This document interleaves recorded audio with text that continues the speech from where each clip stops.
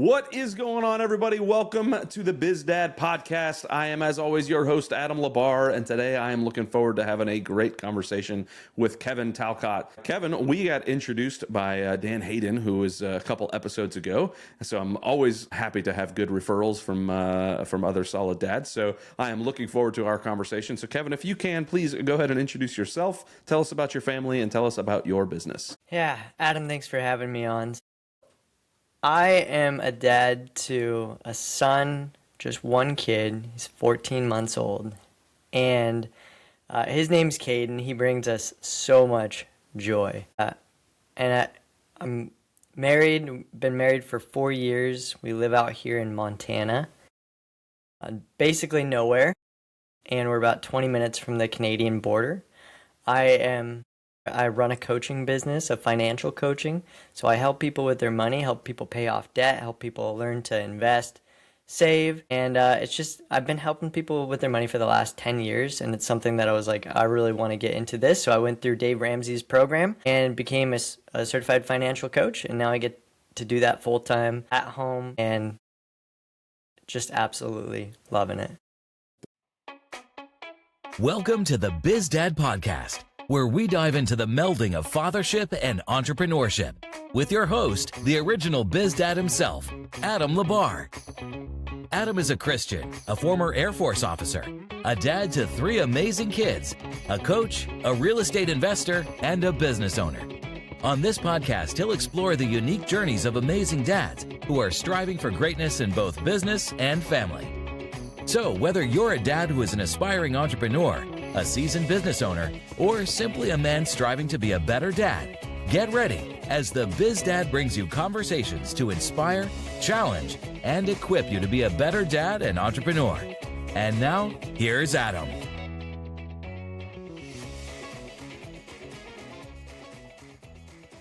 That is fantastic to hear, and especially, you know, as you're starting your fatherhood journey, 14-month-old running around the house, and you get to be there to see all of it, working from home.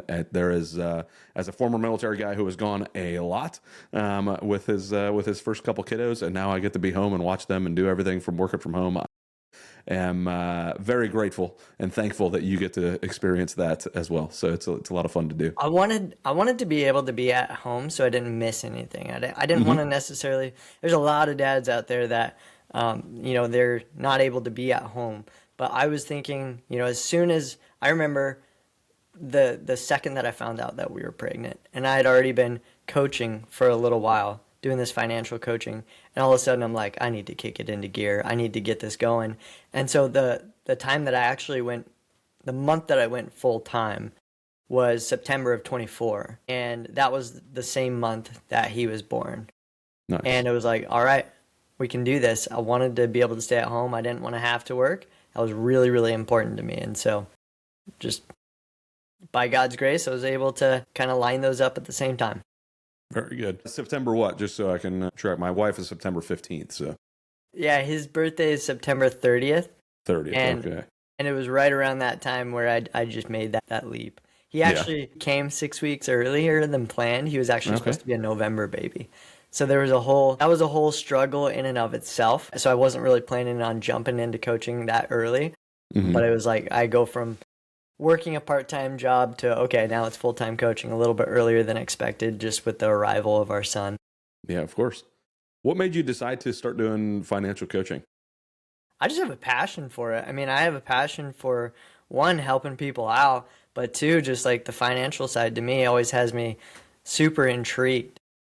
Personal finance. I'm not your typical financial advisor where I don't manage assets and I don't sell insurance. I just help people to get on a budget, and it's more of the behavioral psychology behind it.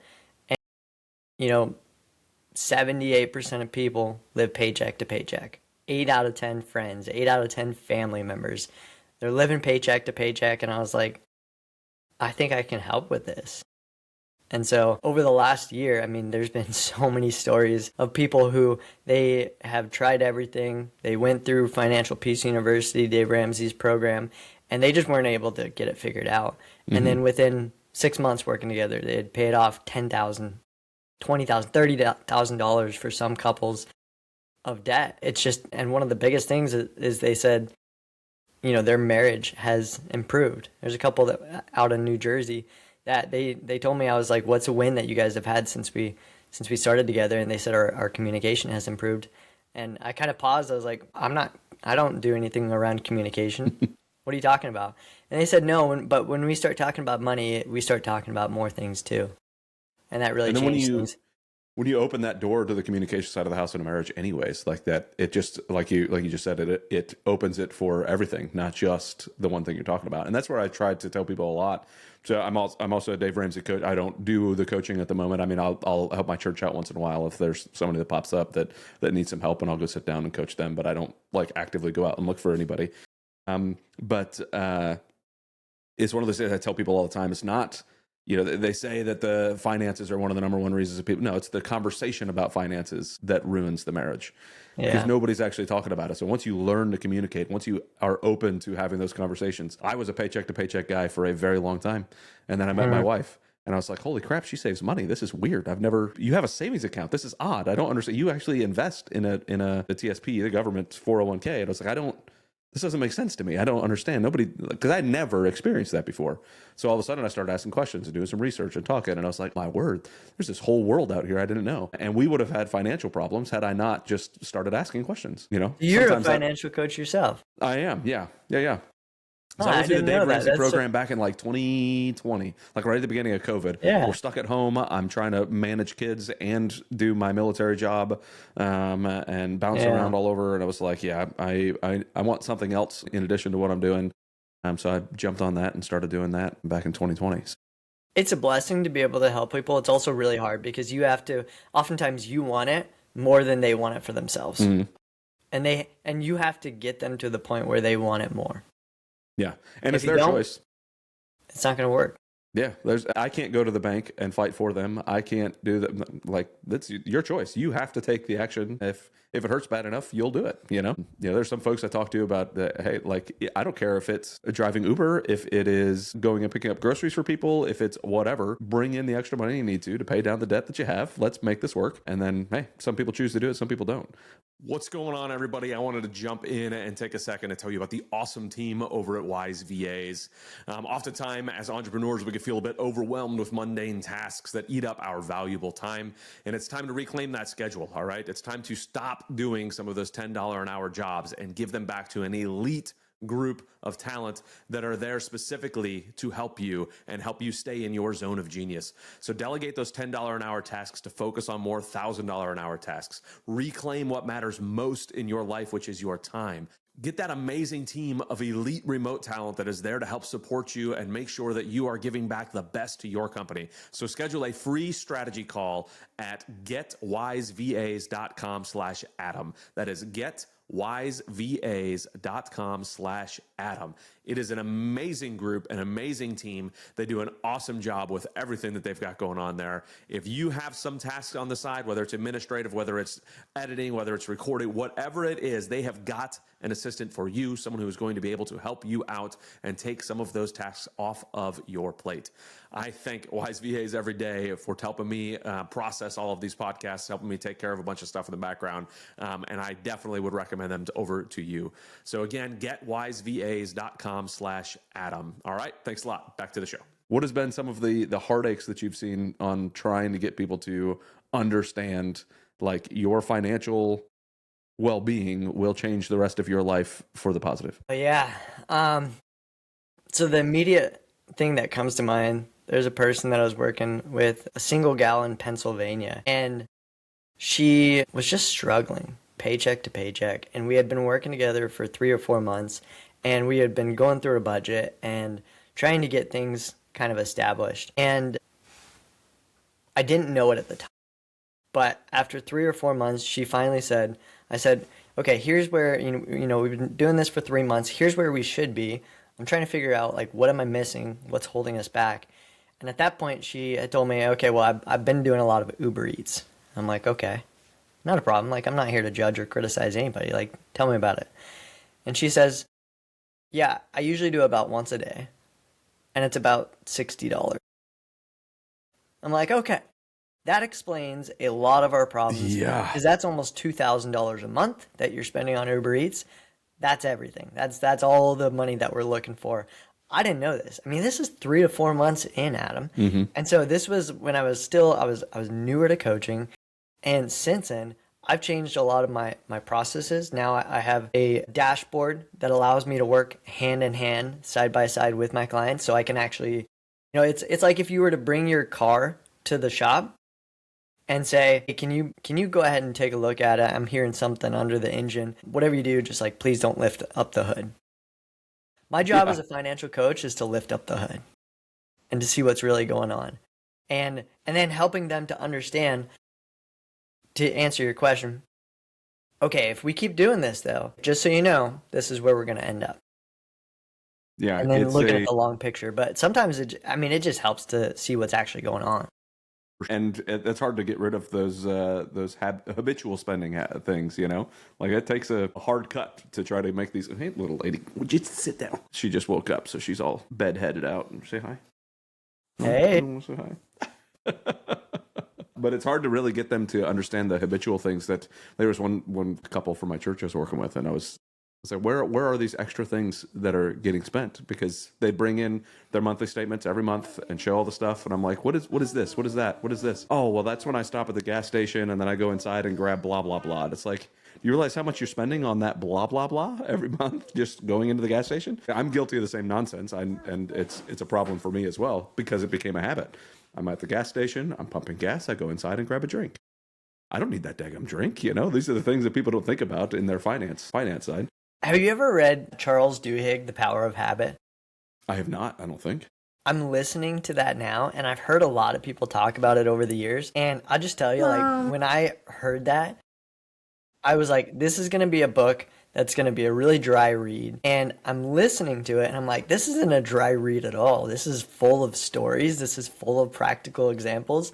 And it talks about how strong habits are in our daily life. I mean, James Clear also has The Atomic Habits, which I read. That's a great book. But I've been getting a lot out of this recent book, The Power of Habit. And it's so true. Like just what you said, sometimes you don't even realize how much you're spending when you go to the supermarket or convenience store. I'm re-listening to Willpower Doesn't Work, which is a great book that kind of discusses the different side of habits where you are setting yourself up, you're setting your life up to prevent you from going down those things, right? So instead of like trying to use willpower to not eat the garbage food that's in your house, how about you just don't have the garbage food in your house?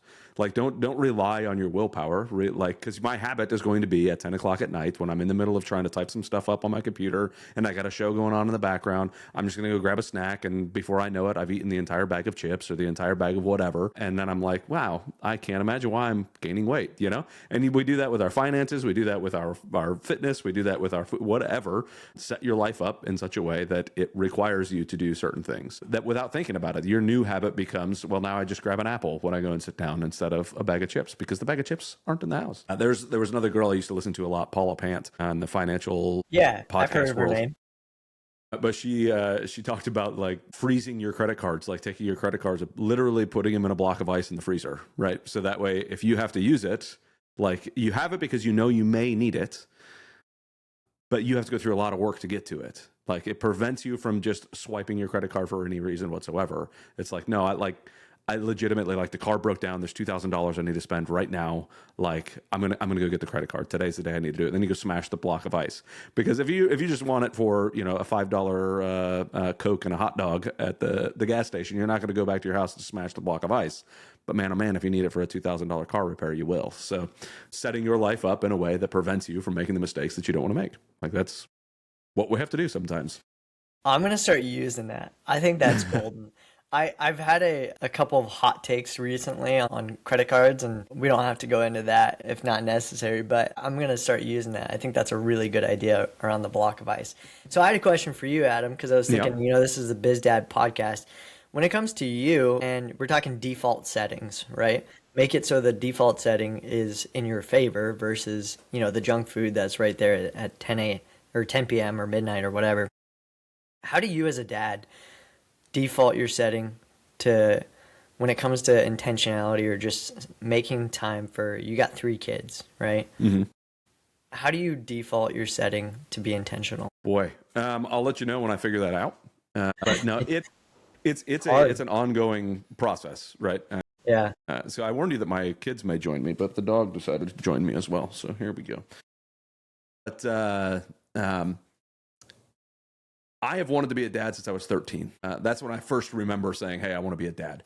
And then when I finally became a dad, the military was sending me all over the world.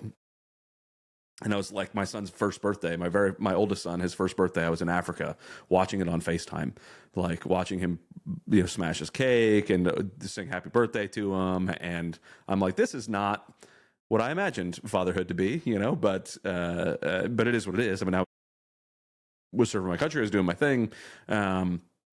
But I was like, I need to make some changes. So that's when I started investing in real estate, started buying, businesses, and started really trying to focus in on how do I set my life up in a way that, to go back to, setting, I did it for the spending the time with the kids by saying, hey, I'm going to work from home. I'm going to do everything I can to be here. I'm going to start homeschooling. So I set it up in a way that I have no choice but to spend time with them because they're here all the time. My oldest was in a regular school for a while. He was in a private Christian school for the first 4 years of his schooling. And then now we're on our 3rd year of homeschool. And I would not trade it for the world because I get to walk outside and see them right now. They're not going anywhere. I get to sit down and do math with them. Because my wife is not going to sit down and do math with them because she's not the math person I am. So I'll go out and sit down and do math with them and enjoy these conversations and struggles. We like to golf, so we'll go golfing together and do these things that is just like, let's be intentional about what we're doing. And that doesn't mean that I'm great at it, because there's sometimes, like yesterday, I came home, I had to go into one of the businesses and then do some work and then come back, and I was like, I just need to sit down on the couch. I got in an ATV accident. I got a little sore, so I was like, I'm done. I'm just going to sit on the couch. But my kids were like, no, can you come out and push us on the swing? Can we go out and play? I was like, man, oh man, I don't want to at all right now. I just want to sit down. I'm sore, but I'm going to go out and do it anyways. So I don't know if I'm actually answering your question other than to say I've tried to create the life that I need to have to be able to spend the time with them, because that's the only way that I knew how to do it. Is if I don't structure it that way, then I know that I'm going to be the guy that's in the office 14 hours a day, building something for my family, quote unquote, when I never actually get to see them. Yeah, there's a gal that she wrote a book and she leads a counseling organization. Her name's Deborah Fileta, and she's a marriage therapist. And she said something that has always stuck with me. I probably heard this 10 years ago. She said that the natural trajectory of marriage is drift. Because if you don't maintain it, it takes that intentionality. And I think the same goes for anything. It's not just marriage. It's with your kids. It's with your business. The natural trajectory is drift. It's not like you're going to just, well, I hope my business gets better. I don't really want to put work into it, but it's hopefully going to get better. No, it's going to drift further. Yeah, for sure. Without intentionality behind it, it absolutely will. And that's with everything. I think I'm forgetting the law, but everything goes to disorder, right? I forgot what scientific law that's called, but everything. It doesn't matter what it is. Whether it's your sock drawer, whether it's your yard, whether it is your marriage, whether it's your business, everything is going to move towards disorder unless you are purposely putting it in order. It goes with fatherhood as well. If you're purposely putting it in order, and that's one of the reasons that we have the priorities set up the way we do. And my wife and kids all know this, and we've discussed it, as it goes my God, my wife, then my kids. Yeah. And then everything else after that. And if I keep those in the right order, then I do okay. And there's I was reminded of it listening to a podcast recently, but if in your typical Christian marriage vows, you're going to hear something about like a cord of 3 strands, or those types of things where it's the husband, the wife, and God, with God at the top of this triangle, right? And when you are farther away from God, that puts you farther away from your spouse, on this triangle. So picture the husband and wife in the bottom quarters of the triangle, and God at the top. And the closer you both get to God, the closer you get to each other. Well, you don't get closer to God by not doing anything about it. You study the word, you pray, you go to church, you converse with other Christians, and that gets you closer. But also, if only one of you is doing that, well, you're still just as far away from that other person. That person you guys need to do it together. It's a team effort to work through it, to be able to stay next to each other and keep getting closer and closer. Because again, the natural order of things is to fall back down into those corners. And now you're separated from everybody. You're separated from your wife. You're separated from God. living in the same house, but really just roommates. It's heartbreaking to watch. It happens all the time. And it's rough to watch. Oh, I'd be lying if I said I didn't feel that in my own marriage. I mean, even this last year has been an extreme challenge for us. We're 4 years into marriage, and it's hard. It's hard, and you know ahead of time that it's going to be hard. Mm-hmm. But then actually doing it is a totally different thing. So, I mean, we go see a therapist regularly just to, not because, I mean, yes, because we need it, and because like we both want to be better. We both want to be the best friends to each other that we can be. So I think a lot of people will they'll kind of they'll avoid it, and we want to face it head on. Challenging as it is, we're running into the conflict rather than avoiding it. Yeah, and I think it's a wise thing to do, especially when you have a young kid at home, is it's going to help make sure that conversation is happening. It's going to help ensure that you guys are on the same page. Get any of those things out that you didn't, maybe you wanted to bury, and you have no choice. Like, let's scratch the itch. Let's pull this out. Let's get it out there so that we can have the conversation. It's a super helpful thing. General maintenance on your car, just, only in your marriage.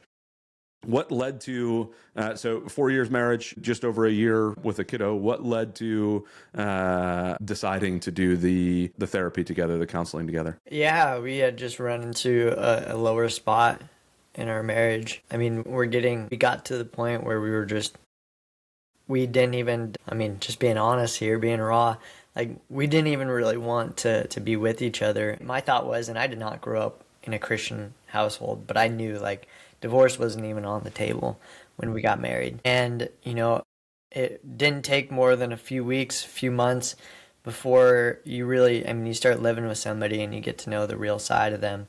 And it's just like, and the truth being is like, we're all broken. We're all flawed. And you might not see those. Sometimes you put on your best face before the marriage. And in a way, like, I mean, not everybody likes the idea of selling stuff, right? But we're always selling.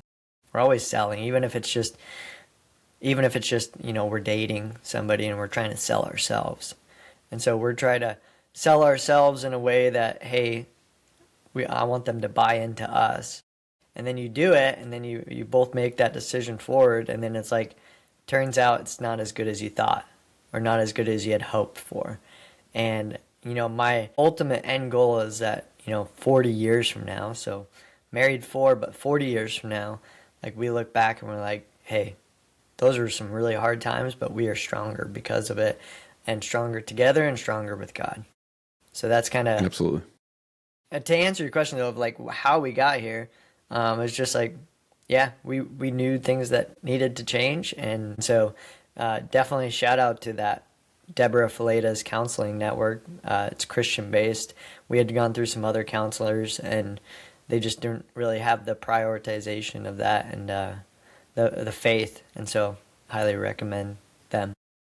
I love it. Yeah, it's I try to tell people all the time, like when you're looking for, marriage advice or help with your marriage, don't go sit down at the bar and get it from the guy next to you that's been divorced 3 times. Go to the guy or gal that is going to encourage you in the right direction, in the positive direction. Because I'm with you as well. There's very, very, very few circumstances where I think that divorce is where we should go. And otherwise, it's work through it. Like, you made a covenant. This isn't a contract that I can get rid of with a lawyer. It's a covenant that is meant to last a lifetime. So what is it that we need to do to make sure that happens? And again, I will always foot stomp it over and over and over again. Communication. And if you need somebody to help you coordinate that communication, then go and get somebody to help you coordinate that communication. But again, not the guy at the bar. Go find a good, solid Christian therapist, Christian counselor that can help you kind of work through it. So I love that that's the direction you took. And yeah, it's been rather helpful, I'm guessing. No, I appreciate that. Yeah. Yeah, no, it's been a challenge, but I mean, and I think a big part too is having people in your corner too that want to hold you accountable. I get so frustrated by the people in the church who will, they will side with one another. And it's hard to find the people that will just take a neutral stance and say, hey, you're married. And not come in and be like, oh my gosh, he said this, he did that, or she did that, or whatever. It's like, hey, we're on the same team. I need you to support us as a team and not take a side. That's not what I'm asking for. But that's my little soapbox.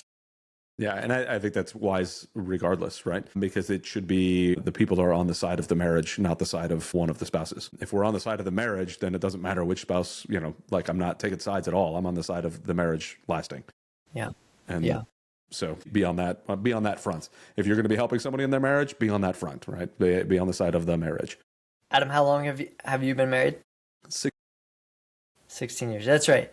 16 years. You guys have been together 18 years. Yeah, about that. Yeah. So it's been a absolutely wild ride. So there are times, I remember my old youth pastor when we went back and visited, and he told me, he's like, they talk about that 7-year itch. It is an actual thing. Between that 4 and 7 year mark, you're going to just kind of go, why is it that I'm still doing this? What was it about this person and those things they have to think about?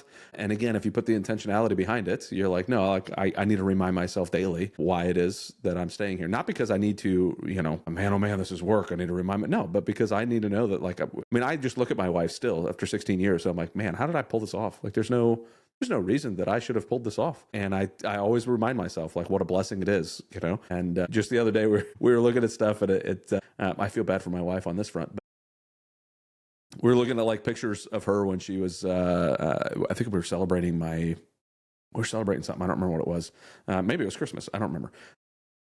My wife's grandma came over and brought like my wife's quinceañera pictures when she turned 15. So she's half Cuban, half Spaniard. So they celebrate their quinceañera, their sweet 15 instead of the sweet 16.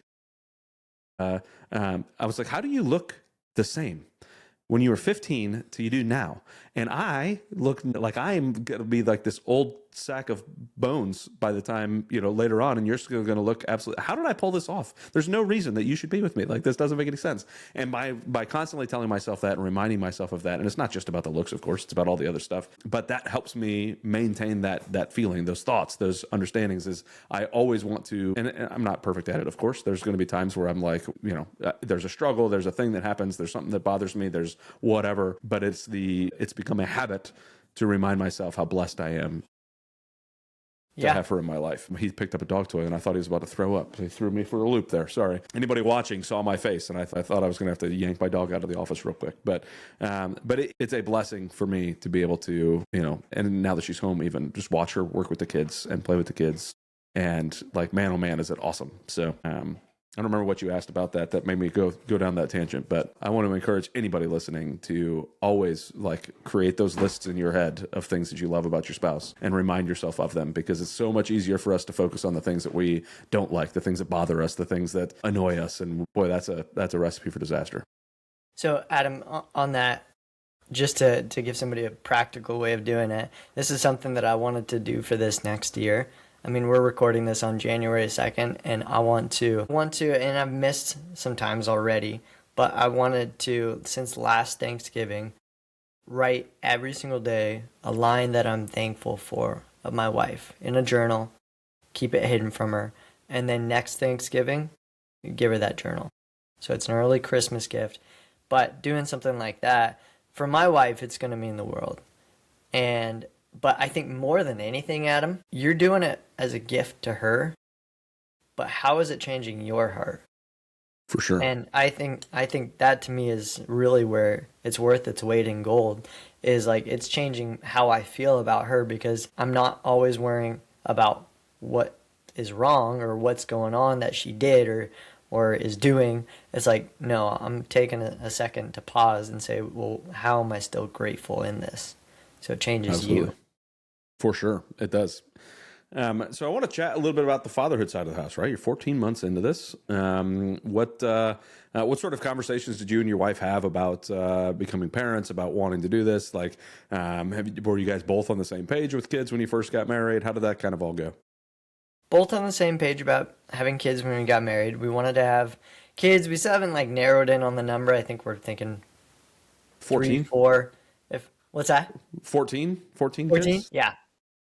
I heard a guy once that he said, my wife, let's see, I wanted 1 kid and my wife wanted 7. So we compromised and we had 7. Uh-huh. And so I always joke, I'm like, I want 7 kids. No, but I think however many God wants for us, I mean, that's how many we're going to have. But right now I think we'd love to have another kid. And so we're praying for that, and we're we're trying to have another kid, but 14 months in, I mean, our son he is an absolute blessing, and he's just so much fun to be around. He's getting to the point where any day now he's going to start walking. Like literally yesterday, he took his first step and then just crumpled right down. But it opens up a whole new can of how can I be intentional too with him. And so when we first had him, when we first found out they were pregnant, I was like, I want to read every book that I can. I probably read about 10 different books on being a dad and being a parent. And by now, like, probably forgotten 99% of it. But I was like, I just really want to be there, and I want to figure out how I can best serve my wife during this time. And so we were mostly on the same page. My wife did not do all the reading that I did. And so we had different ideas when he was actually born, kind of different ideas. I was going off the research, and she was going off of her natural mother instincts. So that, I think, drew a lot of tension to our marriage, and still can be ongoing at times, but we're working through that. Yeah, it is well, let me rewind. What books did you kind of grab to? What are the ones that stick to your brain the most? One of them that stuck to my brain most was, I think it's called Crib Sheet, something like that. It's more a book on the let's see if I can look it up. And then, what was some other ones? I wanted to figure out, Crib Sheet is the name of it. And then there was another book that was on just like how to help them sleep. I don't remember the name of that. For the sleep one, I always recommend Baby Wise. It used to be called On Becoming Baby Wise, but now it's just Baby Wise. Dude, all three of our kids were sleeping through the night by like 6 months old by using that. And it was awesome. Yeah, and sleep is a weird thing. Like, you don't realize until you're a parent. And I'm 14 months in, and our son still has had a few nights where he's slept through. But I mean, that's one of those different parenting styles, right? And when we get sleep, and when we don't get sleep, now we're easily irritated with each other and frustrated and all that, and it makes things hard, especially when you are doing it for 14 months. It brings a whole new level to the game. I mean, the other night we got 3 hours of sleep just because he was up all throughout the night. That was that Baby Wise? Was that the there's a French book also that is like Becoming Bébé or something. Ooh, that's another parenting book that I read, and that was real interesting. Like in French culture, I guess almost all your babies are sleeping through the night by 4 months old. Mm-hmm. And so it has not happened for us, and that's why we're still on slightly different pages. Yeah, but we're working through it.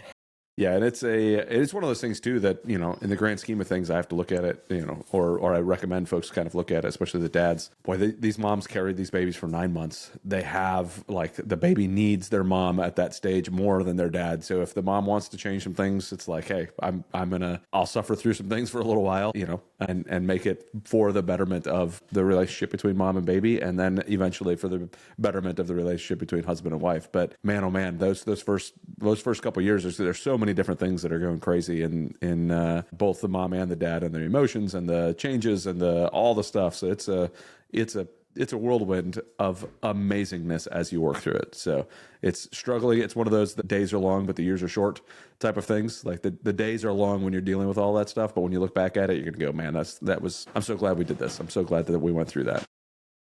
Absolutely. I mean, we ran into challenges because he was born 6 weeks premature, where it's like, it's tough in its own. He ended up having sepsis. He had a bacterial infection in his bloodstream. 3 days in, we brought him into the hospital for a checkup.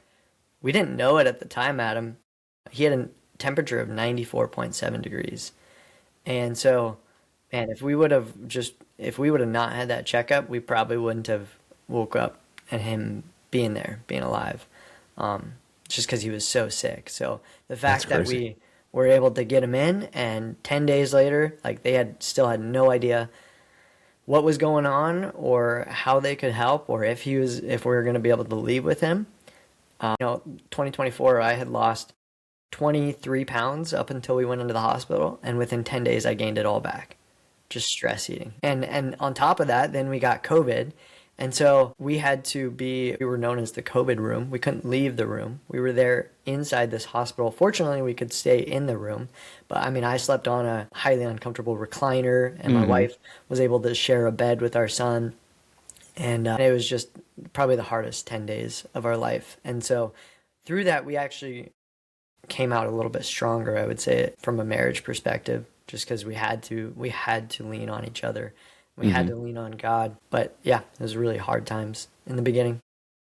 What sort of conversations did you guys have throughout those 10 days? How did you guys kind of start, processing what was happening, stuck inside of a room, concerned about your brand new child? Honestly, I don't even remember the conversations. I just remember the crying. Mm-hmm. There was just a lot of times where we just cried together because we were like, this is not fun. This is terrifying. And it was a lot of like updates too, because nobody could come visit us. And because of the COVID situation. And so we were having to update people. And honestly, I think it's out of fear that I haven't even gone back and looked through those texts. I want to like go and write down all these things that happened a year ago for us, but I haven't even done that out of fear of I look back at it and it's just like, that was terrible. I remember I was driving the night that we figured out, okay, we're going to be in the hospital. We're going to be here for a while. And I was driving home because I was like, we got to go get clothes. And in Whitefish, they have a legal law where you can't be on your cell phone. And so I was on my cell phone. I had completely forgotten about it. I had a million other things going on. And I was updating somebody on the phone. And I'm right by this police officer, and he's looking at me like, you realize you're talking on the phone right next to me. You're an idiot. I'm going to pull you over. He pulls me over in a church parking lot, and I just broke down. I just lost it. And at the end, he's just like, can I give you a hug? And that was so cool. I had so much respect for him, and he's just like, I'm going to mark this down as an emergency, but don't be on your cell phone anymore. I was like, all right. So I'm just grateful that we made it through that. I wasn't even planning on sharing any of that this morning, but it's part of our story. And I mean, it's another reason too that I tell people, this is why a decade ago we decided to be really good with our finances, so that when this came up, finances were never an issue for us, very fortunately, through this process. And for a lot of people, they won't think of it that far in advance, but stuff's going to come up. And I hope that it's not the stuff that we had to deal with, but it's better to be prepared now while you can versus being in that moment. And then like if I had to go back to work, or if we had to worry about medical bills, it had just added a whole new layer of stress on there that I don't know how we would have done it. No clue.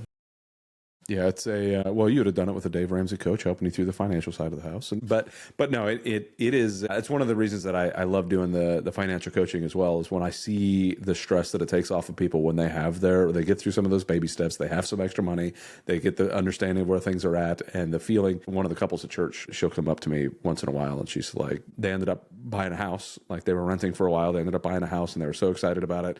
Whether or not I thought that was a great idea, that's a different story. But they bought this house and they were they felt so good. They had a good savings, they had good habits, and I was like, man, this is amazing, because they have a child that had some struggles with some different medical things. And when you have a child that's struggling with medical things, on top of the fact that you're struggling with your finances, man, oh man, like they were like looking for gas money to get to medical appointments. And it's like, golly, we need to work through this, because that stress is not something you need to be like dragging onto your kids and going through all the stuff. Yeah, so I love that you are sharing that with a bunch of folks on the financial coaching side of the house, because man, do folks need it more than ever. And I tell people all the time, because people are, I'm in the business world all the time now. Like those almost all the only people I talk to anymore. We buy businesses or real estate or this or that. So people are like, really, Dave Ramsey, is that? I said, for 95% of America, Dave Ramsey is exactly what they need to hear. They're like, exactly what they need to hear. Like, get rid of your credit card, stop doing all the nonsense. The other 5%, maybe I could totally see going some other directions, but 95% of the people, yeah, Dave Ramsey is exactly what they should be doing. I strongly encourage folks to go down that route if they're, or recommend people go down that route. Because if you're listening to this, maybe you're a business owner already, so you might be in a different perspective, but you might not be, because there are a lot of business owners who are broke because they don't know how to manage all that stuff. So No, you tell me. And there's a lot of people that will put on it. I mean, a lot of people that you look at them on the outside and you're like, they've really got it together. And then for somebody like me, who sometimes I get nervous just even talking to people because it's like, man, they are really well put together. And then we look under the hood and it's like, wow, there's a lot of stuff that is going on here. And so, yeah, it's easy to put on a good face. Like we talked about, it's easy to put on a good face, but actually if you want to make progress, if you want to see things truly change in your life, you got to get real. For sure. So as you're continuing to do the coaching and you're growing this out, what are your goals for your personal business? Like, are you looking for growth? Are you looking for just maintaining? What's sort of where you're trying to take the business? Yeah, I'm still in the growth phase. I'm getting to the point where it's more of just a maintaining. Unlike, I talked to a financial advisor the other day that he works with about 450 clients. And that's, you're just your traditional financial advisor. They're managing your assets. You're not really having regular meetings with them on a regular basis. But 450 clients is a lot of clients. And so my capacity is about 20 clients at a time because I spend so much time. I do conversations like these where it's just like we talk in depth, we talk at length, and we go through a lot of my whole coaching program is based around how can we transform your finances in, 6 months or less. Yeah. And yeah, so hopefully that answers your question, but it's a process. It's not an event. I always encourage people to realize like this is not a moment in time. Like this is going to be something that you're going to carry with you. For sure. Yeah. And it's a process for both sides. It's going to be a process for you, right? If you want 20 clients at a time, you may get to a point in your life where you're like, no, I think right now I need 10 because we just had our second kid or our seventh kid. And, I need to slow this down a little bit to do this or that. How are you finding the majority of your clients at the moment? Yeah, so that's a great question. You went through Dave Ramsey's program, so you know that they used to have a bunch of people that would come through Ramsey Solutions with a question. And they couldn't answer all these questions, so what they would do is they would say, hey, coach, go ahead and answer this person's question and give them a free consultation or free schedule discovery call. And so that's typically how I did it. Well, they're cutting that program off. They cut it off 2 days ago. And so they're no longer doing that. And so right now, the way that I am getting clients is I lead 6 different financial peace classes. And so right now I've got 40 families that I'm helping to just figure out their situation. I'm not charging anything for them. We meet once per week. We're going through FPU. It's all virtual. So it's not, if I tried to do this in small town Montana, I did it once and I had one family that did it. Yeah. So right now I'm working with 40 families to be able to do this. And if they want to speed up their progress, we can work together one-on-one. If they want to, 2 people that I met on the same call yesterday, one had gone through FPU, the Financial Peace University, had gone through it 7 times, and another had gone through it 5 times.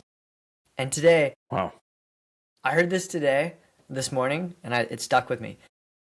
People are time deficient, and they have information abundance. And so it doesn't matter. You could go through FPU 7 times. You could go through it 5 times. You could go through it twice. And it doesn't matter unless you actually have somebody there to hold you accountable to what you say that you're going to do and actually help you to hit your goals. Whether it's with a coach or whether it's with just a trusted friend who knows what they're talking about with finances. It can't just be that person at the bar either, right? So that's, I think most people miss that piece. But right now, Financial Peace University, and then I'm trying to grow a presence on Twitter as well. And that's just a slow going process, but I know there's a lot of financial advisors that will put out their information there and they get people reaching out to them. So that's more of a long-term play. For sure. Yeah. The FPU side of the house is a great way to kind of get folks running through. How do you set up how do you get your folks to even join you on FPU? Is that through the Ramsey Solutions side of the house? Like, do you create a class that you're going to have and then people sign up for it through that?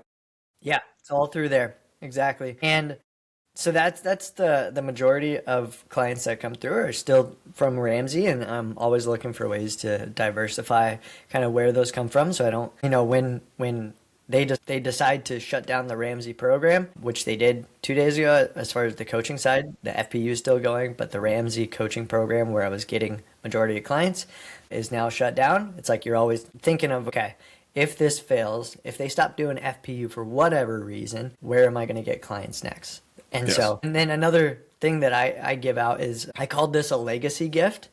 And I've got these physical pieces of paper. I don't have one with me here. I should have had one. And basically, it's this really nice cardstock. And I send it to people that they can physically hand out to somebody who could use a conversation, 90 minutes long. I help them go through their budget. I help them. And 90 minutes is not enough to cover everything that we need to talk about. It scratches the surface, but the amount of people that I've had tell me that those were immensely helpful. Like all of a sudden, they felt hopeless coming into it, and they're left with some idea of clarity.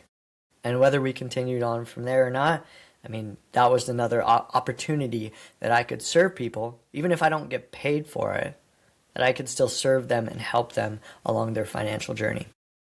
For sure. And it's, and you never know, it's going to open a door. Those conversations open doors for more people to kind of keep coming in and referral. I think it's super wise for you to work outside of the Ramsey side of the house, not because I don't like the Ramsey side of the house, but when you're relying on somebody else to give you deal flow, in this case, clients, it's a hard place to be. You want to set yourself up to be able to do it because, Ramsey's not getting, any younger. So at one point, things are going to potentially just kind of dwindle out. I think he's already got some plans in there, but you don't want your future controlled by somebody else is what I'm getting at here. So good on you for setting some other stuff on the side. So how about your wife? What does your wife do at the moment?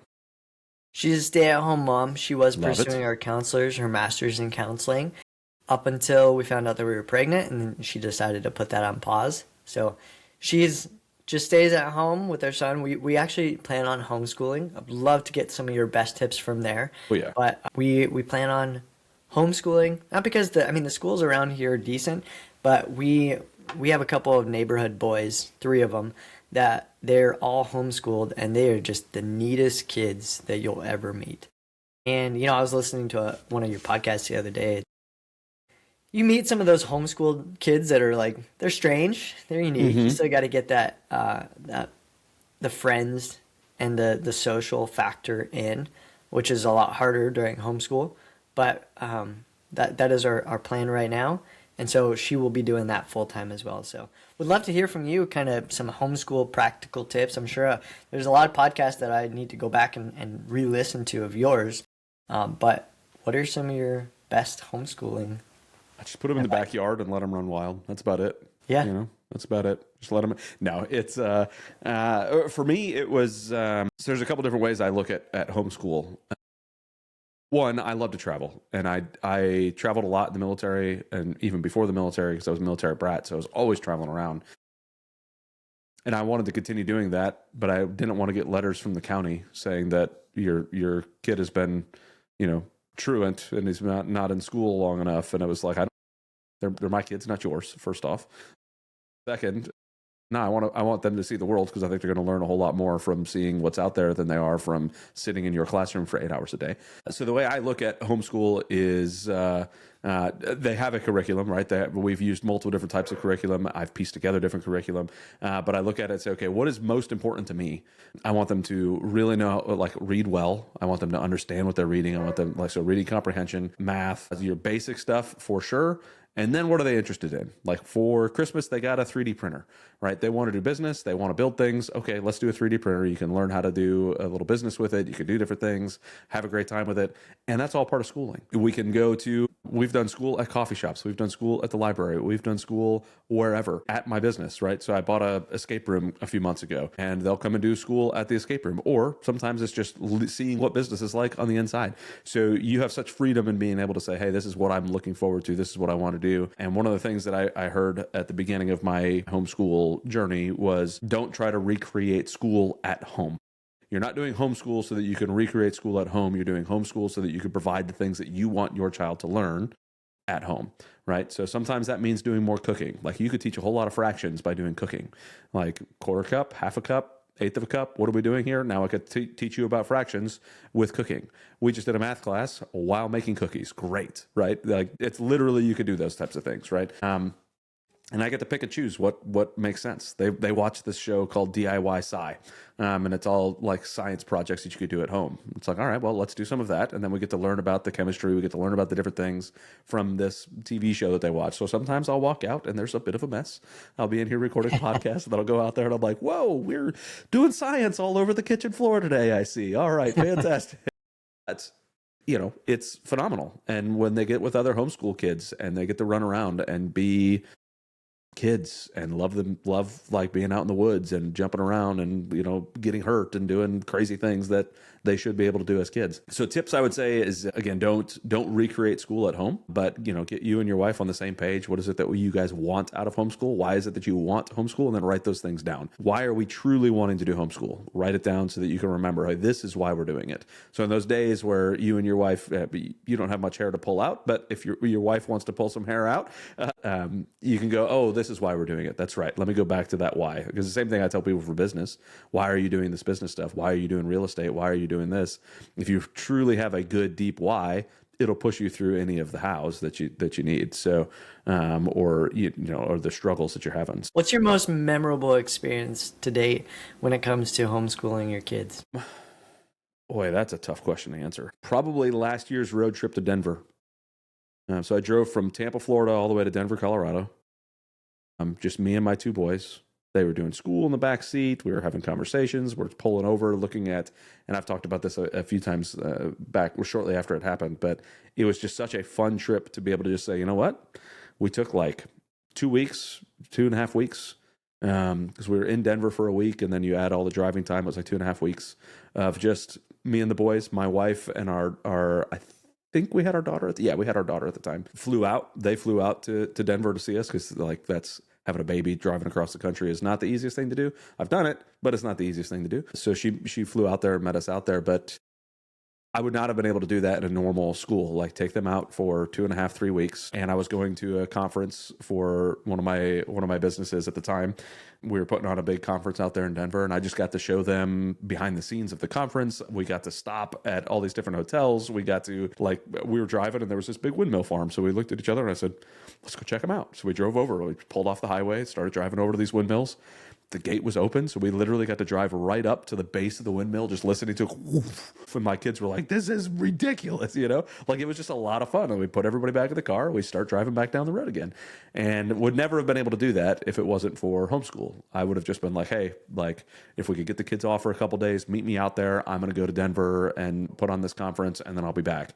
No, Yeah. Like, I get to bring them with me now and go experience something else. Like they got to, and we took 2 separate routes, one there and then one back. So they got to see all these different states and what's going on, and like drive across Kansas and go, there's nothing here, Dad. Yeah, I know there's nothing here, but some states there's not much there, So it was, that was probably one of the more memorable moments. Yeah, no, absolutely. That's super fun. I can't wait to have those moments with our son and just be able to go out and experience with him. I was listening on one of the episodes where it's like, do you remember what gifts that you had when, this last birthday or this last Christmas? Mm-hmm. And they're like, it's like, do you remember when we went and did that experience? Yeah, that was so much fun.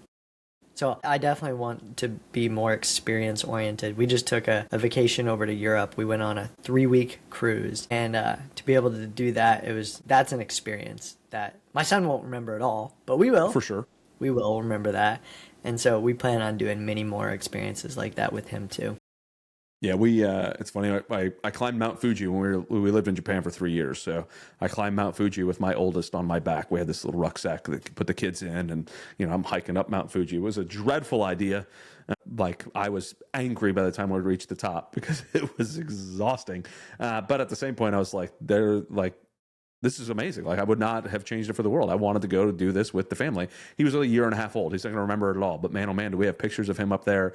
And the people that we interacted with at the top are never going to forget it because they've never seen a child at the top of Mount Fuji. They would have never guessed they would see this, 1.5-year-old kid, 2-year-old kid just running around Mount Fuji, just having a great time, finding a place so he can go poop in the corner because that's what he had to do when we got to the top. So, but all these Japanese people were like high-fiving him, and like it was so cool to watch. And it's those experiences experiences that we're going to remember forever. It's not going to be some, again, some present that we got or, whatever, even the presents that we give now, we try to make them experiential presents, right? Like a go-kart or a dirt bike or something that we can go and play with and go have fun that you may not even remember that you got that for Christmas, but you're going to remember all the memories you made on it. You're going to remember the things that we got to do with it, and not some other random toy or different thing.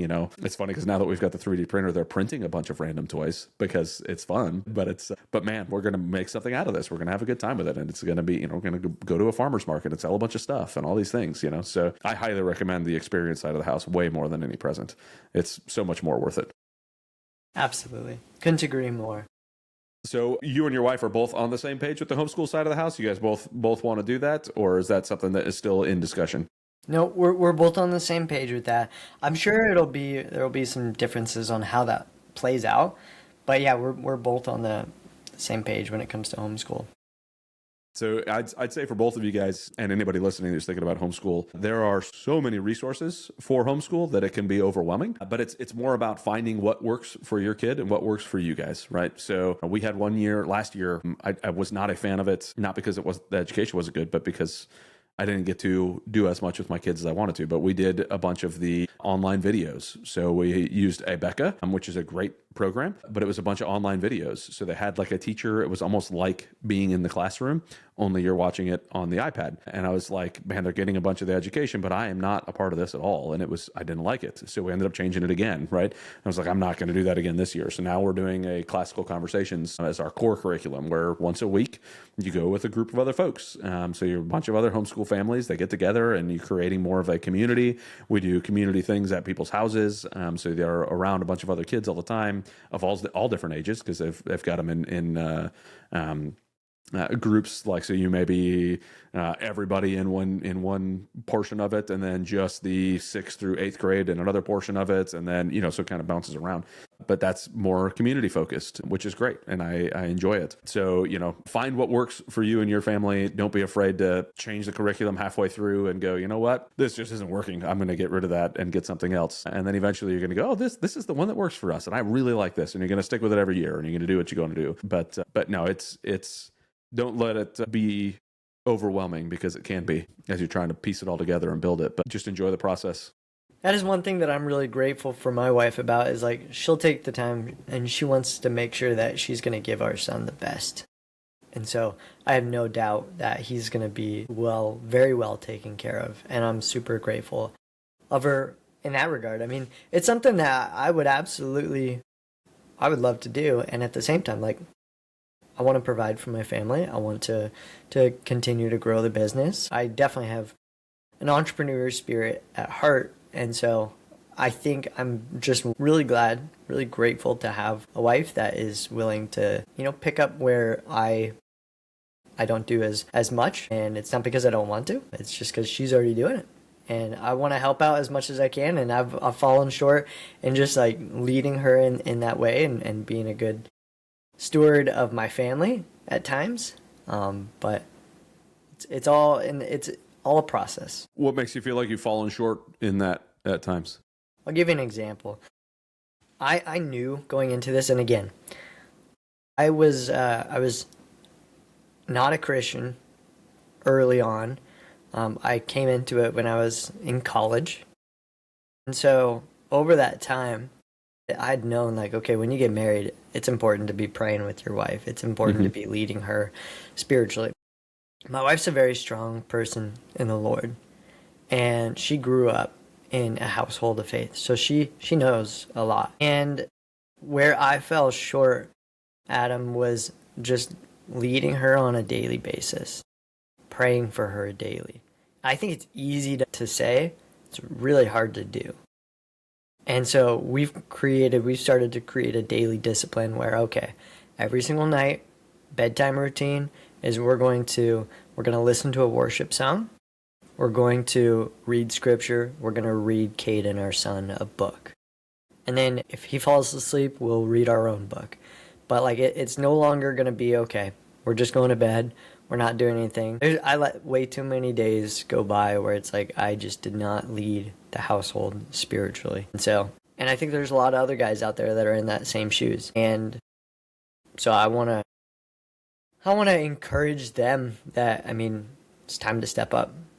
I'm having For to sure. do it. It's hard. You probably had to do it. Like I don't know if your marriage has been perfect for all 16 years. Every But 16 year of it. Yep. Every day of it. Perfect. yeah, yeah, it's a challenge. And I just don't think there's enough conversation being had about it because, I mean, yeah, I just look at our own church and it's not a huge church by any means, but if you went in, and I've been going there for 3 years, even after 3 years, you're looking like, yeah, everybody's doing really good. And the truth is, like, you just don't know what you don't know, and it's hard. And so we want to have conversations. We want to have people in our life that we can trust and that we can be real with. Yeah, I think it's a requirement because every marriage has its struggles. Everybody has something going on at home that nobody sees. It is a struggle regardless, no matter what. Every couple is going to be struggling with it. Yeah. So when you start to realize that everybody is, you're not so unlike everybody else, right?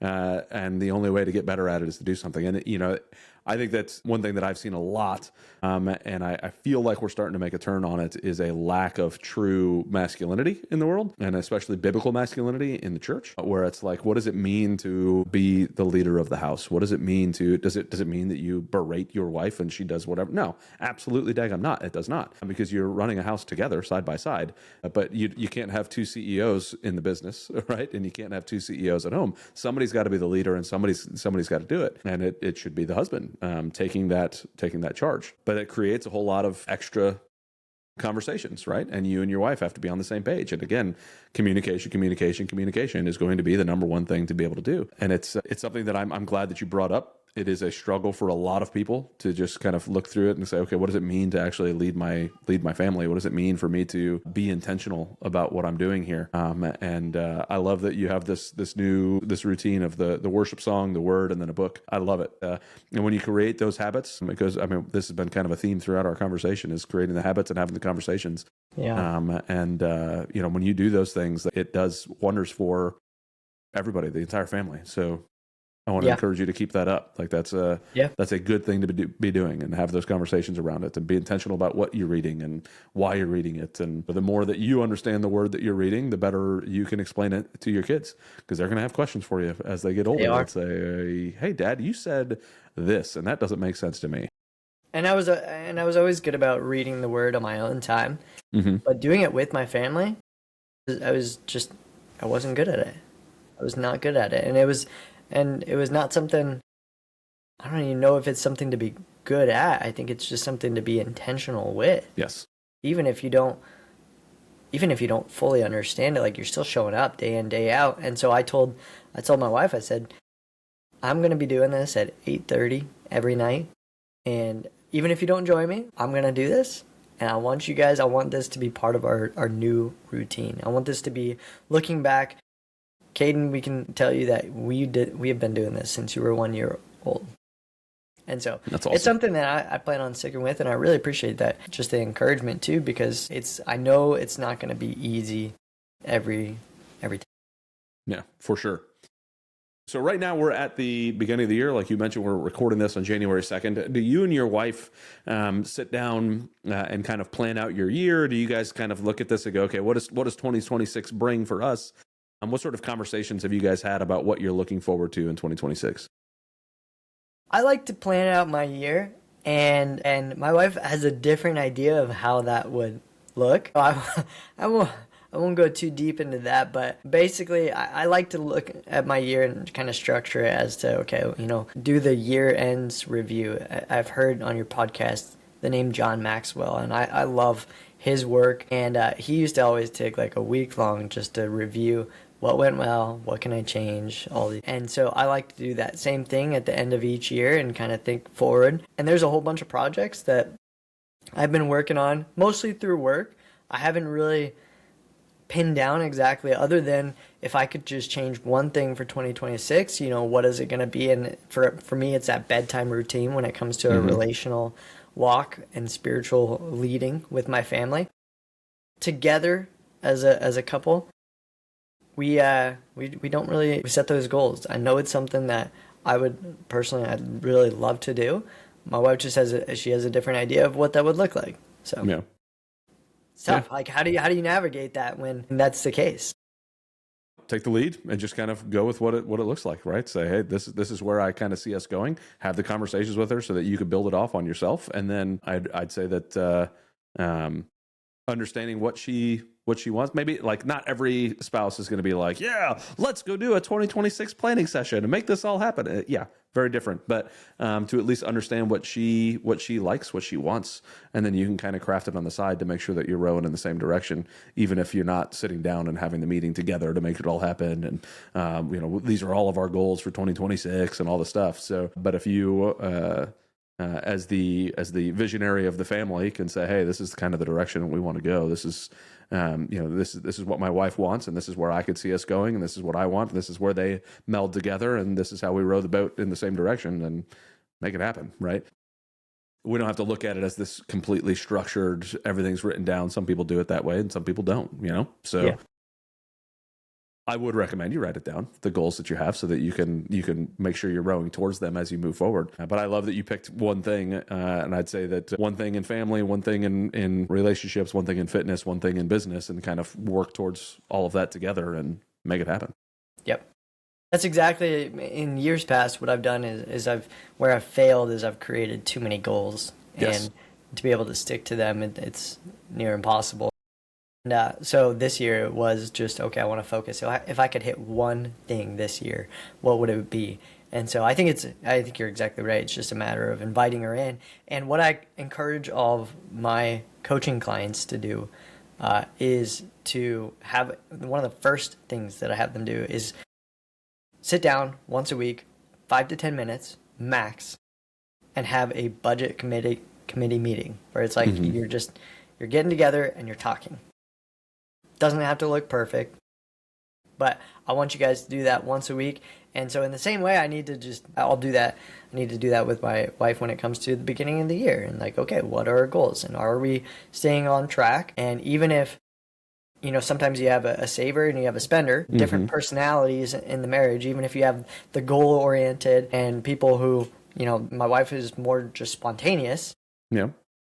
Then it's like, okay, but how can you at least communicate what you had talked about earlier, so that you're on the same page, rowing in the same direction. I like that. For sure. Yep. Because if you're not rowing in the same direction, that means you're rowing in different directions and getting farther apart. So don't do that. Don't drift through life. Stay focused on where you want to go. All right. So this has been a phenomenal conversation. I've really enjoyed getting to know you a little bit, Kevin. What sort of things did you want to talk about that maybe we haven't touched on yet? What sort of ideas or thoughts have you had that you want to be able to chat about? Well, there's one thing, and when I started listening to these BizDad podcasts, Adam, which just have been phenomenal, there's one thing that I didn't realize that it's come up a lot in your conversations. You have a background in the Air Force, and you bring a lot of people on that have a military or first responder. I think that was one of the last episodes that was released was around a first responder. I think this is something, it's been taking up a lot of my time and attention. So another way, you had asked about clients and how I find them. So I'm going to jump around here for just a second. Yeah. Stick with me. So most of my clients are guys in their 20s and 30s. Christian men. It's not exclusively Christian men. Those are who I like to work with one-on-one. I also started working with some select small businesses and nonprofits, mostly nonprofits, to try to help expand and their reach. And one of the things that I've been working on that has been taking up a lot of my focus, a lot of my energy, and it's been a really, really good, worthwhile cause, is to raise support for a military and first responder group curriculum that goes out nationwide. It's part of an organization called Family Lines. And by the way, I don't think I gave him as a recommendation. I'd highly recommend a conversation with him. And so I'm going to send you his information afterwards. But his name's John. He's the founder of this small nonprofit. It's in Washington State. Currently it's in Montana. And this guy's phenomenal. He's just, you can tell he's walking with the Lord. And he is always slow to have conversations, to let people speak. He meets people where they need it most. And so he's put out these documentaries. He's put out 4 of them so far. It's around fishing, but more than anything, it's about conversations. And having conversations specifically between dads and their kids. Love And so it. I'm not that close to my dad. And as a result, this is a fishing ministry, a fishing faith-filled ministry. My dad and I were able to build a fly rod together this summer. And with that came conversations that I never would have imagined that we could have. And so these 4 different series, not to get all, there's a lot of information that I'm throwing here, right? But basically it's this ministry in Montana that puts together a film series. They put together 4 series. Each of them have their own topic: fathers, daughters, fathers, sons, fathers, teenagers.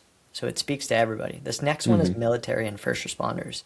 This project that I've been working on, Adam, and maybe you have some ideas, I'd love to hear your thoughts, is first off, these films go out for free, but they're just not free to make. So the founder's been working on this for the last 2 years, and it's just a matter of raising about $50,000 to finish the project. We've already got 10 of that raised so far.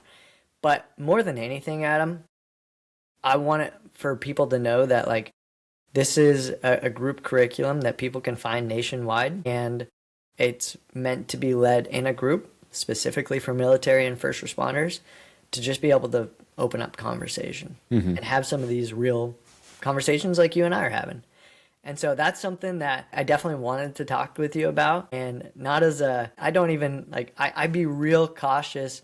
I don't even ask for money or anything. I just ask for you probably have some ideas on how we can make this so that we can get it across the finish line, but also so that we can get this into the most hands of people that we'll never even meet. Yeah. I'd love to hear any thoughts that you have there. Well, it just so happens I helped build and create a education company that teaches military members and veterans how to invest in real estate. I'm no longer a part of that company anymore, but that was a thing that I did. So I'm completely on the same page of trying to push out information and help build curriculums and show military members and veterans how to step out of their comfort zone and do something that is not normal for them. So yeah, I would love to be able to serve and help in whatever way I can. Even if it's just this portion of the conversation. But what is the curriculum we're trying to... So there are 2 things that are going in my brain. You've got the fishing ministry overall there with ministry. the overall, and then your focus on building a curriculum for the military, first responders type of folks. Where do those 2 things meld? And then what is it that you're trying to build on the education front? Yeah, great question. So the ministry itself is the fishing organization. They've got a few different offerings. One is this film series that goes out nationwide, and then it's called Mending Lines, and so that film series is just the group-based curriculum. Everything's already been filmed. They will go on these expeditions up to Alaska. They'll go in Oregon on these fishing expeditions. They film everything. And they film all these conversations. John's there asking questions, what was the hardest part that you had to face? How are you a better father because of it? So it's entirely based on fathers, and this next one's going to be military and first responders. And then you get to watch these conversations. They're usually 10 to 15 minutes a piece. There's 10 of them in this next series. So you've got 10 weeks worth of group curriculum that people will meet on a weekly basis. They'll go through one chapter, one video, and then so it's not a book. I say chapter, but it's a video. And then they'll have a conversation. And I went through it, a few months ago, and where we would just have a conversation based on, the video that we just watched together. And it just opened up a lot of really, really good conversation. So that's awesome. That's the Mending Lines piece. That's part of the organization. Then they've got a fly rod building workshop. They've got a few other things, but one of their biggest reach, the way that they've impacted nearly 5,000 fathers across 50 different states, has been through this group curriculum, through the first 4 series, 5th series being military and first responders. Awesome. So now trying to reach out to obviously as many military and first responders as you can to be able to get them involved into it and going through the curriculum. Is the recording already done, you said, for that series? Everything's filmed. It's just a matter of right now. So the fun thing that we're working on, and this is where it comes in. So the fun thing that we're working on is we're doing this as a surprise for John, the founder. to collectively raise with just within our community, within the people that know him, love him, or just want to support first responders and military, to be able to collectively raise the rest of the money to be able to get it across the finish line. And his birthday is 2 weeks from today. Oh, nice. Okay. And so we're going to do a reveal where, I mean, so far we're 20% of the way. I fully expect that. I think we're going to hit that 50 that we need to get it across. But more than anything, it's like, that's great. We're going to get this support taken care of. And then how do we get it out to as many people that just, they want to have a conversation. They need to have a conversation. There's stuff that they haven't talked about, that give them a place to do it. And there's a lot of places like that, right? But this is an offer that we can make, and I think it's going to be the biggest project that they've done yet. Yeah, I love it. I would love to chat with you maybe offline and try to figure out what I can do and what groups maybe to connect you with, or, different things to kind of help push that out. Even push some stuff on my social media, and, a bunch of military folks on my social media side of the house, military and first responders. So I'd love to be able to help push it out and support wherever I can for both the capital raising side of the house and the getting the word out for folks to be able to go through the curriculum. So I think that'd be a lot of fun. Big project that I had been working on, and there's no financial incentive for us to make the videos. It's just a matter of, because again, all those videos are just going to be free. They're just not free to make. So yeah, it was more than anything, what I had been looking for is just connection, and it's an exciting project to share. You watch some of the film and it's like, oh man, this is really, really neat. And so yeah, Dan Hayden was the connection that, brought us together. And so I connected with him yesterday, actually, and he was like, this is so cool. So showed him some film and whatnot. So anybody who wants to be a part of that, we'd invite it, we'd encourage it. And so appreciate you letting me share, and would love to connect with you offline too about that. Absolutely. And we'll have any of the stuff you can give me for, how folks can reach out and look at it and donate and all that. Let's put it in the show notes so that make sure that folks can do that. Again, Kevin, it's been an awesome conversation. It's been great to get to know you, learn a little bit more about what you're doing. I love that I tell people all the time, their financial house, getting that in order. I told people that when I was coaching real estate stuff a lot more, was get your financial house in order before you ever think about buying a house, because it is a requirement. So I love that you are driving towards that for a lot of people, pushing the Financial Peace University, pushing financial awareness for folks and coaching them through all of that. I a man after my own heart on that front. And I want to strongly encourage you, have as many kids as possible, keep it rolling, reach out to me at any point when it comes to homeschool, fatherhood. I love talking about all this stuff, as you could tell, but I appreciate being connected with you and learning a little bit more about you. If folks are hearing this and they're like, hey, you know what? I totally would like the financial coaching, or they know somebody who would, what is the best way for folks to get a hold of you, Kevin? Yeah, his podcast is probably going to go out with my name on it. So I'll just send them to the website, and that's just going to be, it's talcottfinancialcoaching.com. Awesome. talcottfinancialcoaching.com. Yep. That's Very it. good. Well, go ahead. You got something. No, I think, Adam, I just want to say I appreciate the conversation. I appreciate everything that you're doing here. And I think something that God's been teaching me this over this last year, and I heard this, we focus so often on, the last 10 years as a financial planner, as the last 10 years of our life. And I think what God's been teaching me is like, maybe it's time to focus on eternity a little bit more, like what's actually going to happen after life. And so that's something that I had been wrestling with, because I spend so much time thinking about the next 10 years, the next 20, 30, 40, 50 years, the last 10 years. And it's like, that's a glimpse in the scope of eternity. And so it's worthwhile just thinking about that. I'll leave it with that. Very good. I appreciate that, Kevin. It's a good addition there at the end too. I do focus a lot, and I told you before we started recording, and folks are obviously hearing this now, they realize that there's going to be a lot more of a focus on the God side of the house, on the Christian side of the house, and I think it is by far way more important than any of the other stuff that we're building. And if we can understand that legacy means a whole lot more than anything else. Right. Your last name is going to keep going. Your kids are going to follow your suit. I think it is, I don't remember the exact numbers. I'm going to butcher them, but kids who stay in the church It's like 90% of the kids that stay in the church are if they have their father going to church. And only if it's their mother going to church, then it drops it down to like 65% or something like that. Yeah. That they remain in the church. And obviously if neither parent goes to church, it's like, I don't know, 20% or something like that end up going to the church. So it's one of those things that you make a massive impact in your family's life, the legacy of your family's life, by teaching them, guiding them, building them up inside of the Word, and understanding that eternity is literally eternity. Like, it means a whole lot more, and who you're following and what you're believing and the faith that you have means way more than, what friends you have or what business you're what's building in your bank account. or what's in your bank account, any of that. So strongly encourage folks to pay attention to that. And what are you encouraging in your inside of your family? So I love that you mentioned that. I thank you very much, Kevin, for bringing that up. But again, Talcott Financial Coaching.com. Is that what it was? Nailed it. All right. Nailed it. I didn't write it down. I had to go off of my memory. Talcott That's Financial usually not a great idea.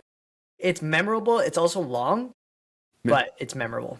It's memorable. It worked. Well, Kevin, thank you so very much for jumping on. Thank you, everybody, for listening in. If there's somebody that you think could get something out of this conversation, please share this podcast with them. Comment below and tell us what your favorite part of this conversation was. And as always, we will see everybody on the next show. Thanks, Adam. Thanks again, Kevin. Thank you so much for listening to the BizDad Podcast. We hope you found some value in your time here with us, and we look forward to bringing you the next episode. If you've enjoyed today's show, please subscribe and share so you and your friends won't miss our upcoming episodes. Connect with us on Facebook, Instagram, LinkedIn, Twitter, and Rumble, where we continue these discussions and share more valuable content.